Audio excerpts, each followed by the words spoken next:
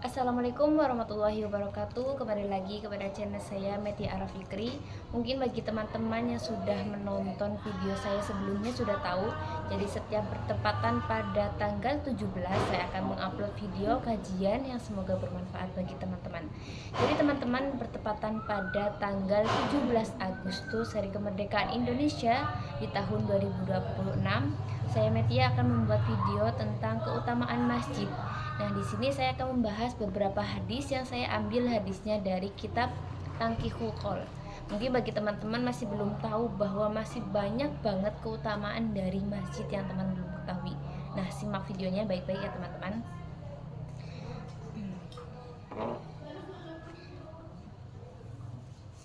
Jadi hadis yang pertama yang berbunyi, qala Nabi sallallahu alaihi wasallam, al-masjidu baitu kullal mu'min. Al-masjidu, masjid, baitu, rumah, kullu mu'min, semua orang. Jadi artinya bahwa masjid itu adalah rumah buat seluruh orang muslim, buat seluruh orang mukmin. Untuk apa? Untuk beribadah. Jadi masjid itu tidak boleh diakui oleh perorangan ya, karena masjid adalah rumahnya orang mukmin, semua orang muslim. Kemudian hadis yang kedua yang berbunyi, qala sallallahu alaihi wasallam, idza ra'aitu rajulun mu'allizimal masjidil fa asyhadu lahu bil iman. Idza ra'aitu, jika kamu melihat rajulun seorang laki-laki, mulazimal masjidi yang berdiam diri atau menempat di masjid, asyhadu bil iman, itu adalah orang yang beriman. Jadi ketika teman-teman di masjid kemudian melihat seseorang yang suka berlama-lama di masjid, tapi dalam tanda kutip berlama-lama di masjid itu melakukan ibadah ya, itu tandanya orang tersebut adalah orang yang beriman.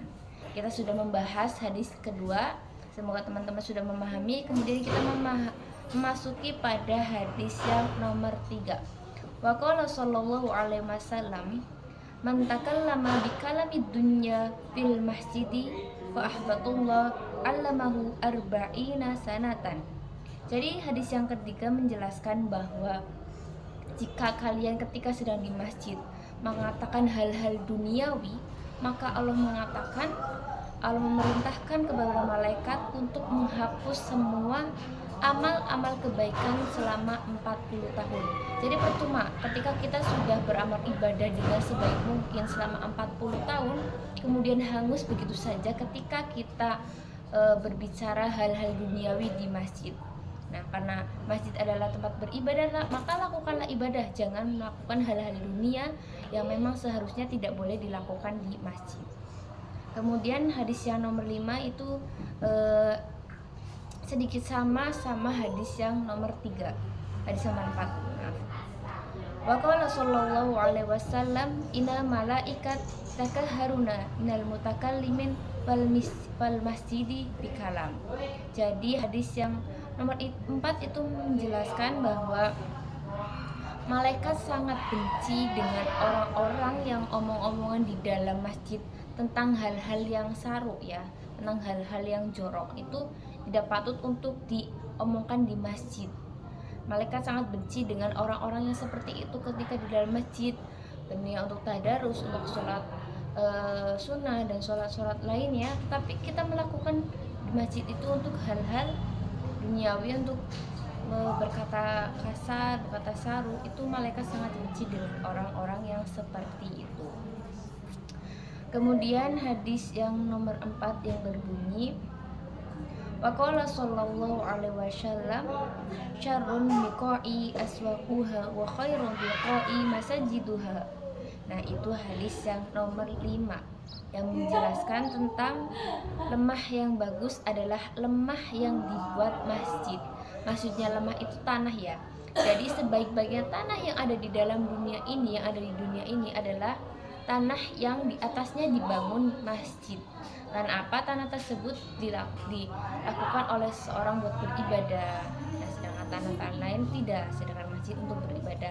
Maka dikategorikan tanah yang di atasnya dibangun masjid itu adalah tanah sebagus-bagusnya tanah. Kemudian hadis yang nomor 6 yang berbunyi waqala sallallahu alaihi wasallam idza dakhala ahadukumul masjida fala yajlisi hatta yusillu rakaataini. Nah, itu hadis yang nomor 6. Kalau ada orang yang membicarakan tentang orang lain, nah itu tidak boleh. Tadi di atas tidak boleh berbicara tentang duniawi di masjid, kemudian ngomong saru. Kemudian ini hadis yang nomor 6 itu menjelaskan membicarakan orang lain di masjid, atau bisa kita sebut dengan hibah di masjid, itu nggak boleh. Pada intinya kayak gini teman-teman, kita tidak boleh membawa duniawi untuk dibicarakan, untuk diomongkan, atau untuk diperbuatkan di masjid, karena sesungguhnya masjid adalah tempat untuk beribadah, hanya untuk beribadah. Jadi untuk hal-hal itu tidak boleh dilakukan di masjid. Kemudian hadis yang selanjutnya yang berbunyi waqala sallallahu alaihi wasallam man asraja siranja fil masjidi biqadri ayudurru fil aini lam yazil malaikat astaghfirullahu madama dalika tunu fil masjid.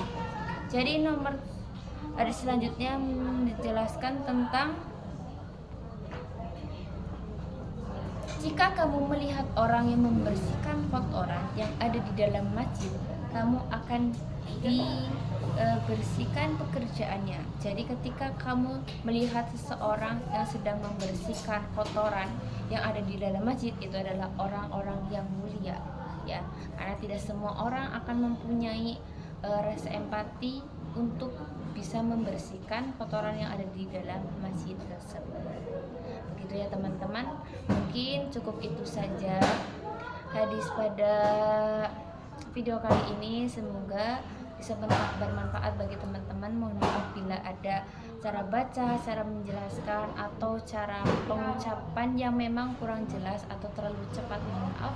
Cukup sekian. Wassalamualaikum warahmatullahi wabarakatuh.